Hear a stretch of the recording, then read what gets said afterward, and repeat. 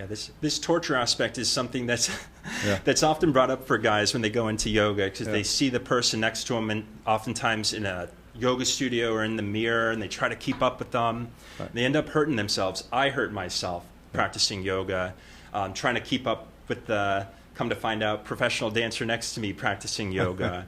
And so I think it is beneficial to find a yoga class for guys that suits them. And so my suggestion is always to find a teacher who looks like you. I know there's a lot of feasibility studies with yoga involving veterans who are way more open to a yoga practice if another veteran's teaching it.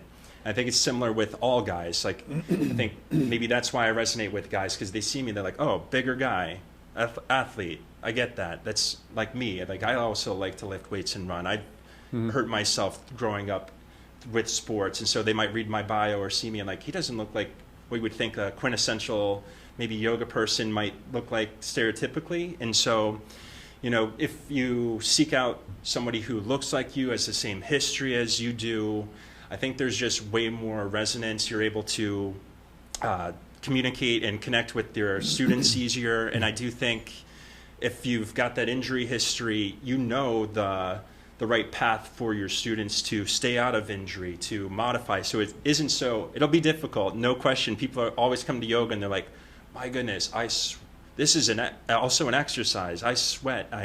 I was like not expecting that. I thought we were going to sit around or something.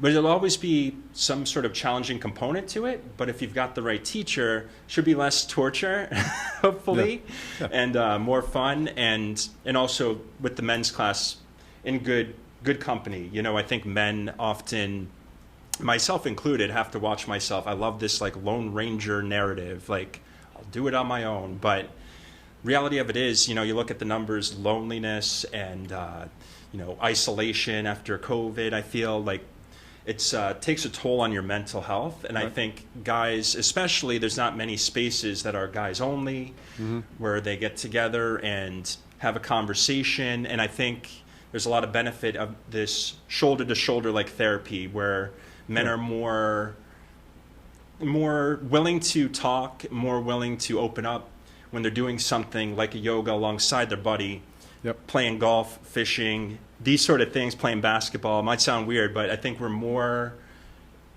willing to open up and talk. And I even talk to my friends who have, you know, little boys, and like they're like, man, we sit down at the dinner table and we say, hey, how was your day? Tell me how you're doing. Good.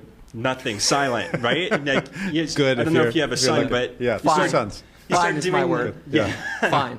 Yeah. You start doing the dishes, and all of a sudden they're like, let's slow down doing these dishes because they won't stop talking. And you know, I didn't think of this until I wrote about it and researched it, and I'd see this in myself, oddly. Like, somebody wants to sit down and have a coffee eye to eye and talk. You know, it's like gritting my teeth. Like, why is this so difficult? We go for a walk or a hike, do something that involves activity. I mean, I could still have eye contact with the person, but oddly enough, like way more willing to maybe develop a deeper connection with somebody that way.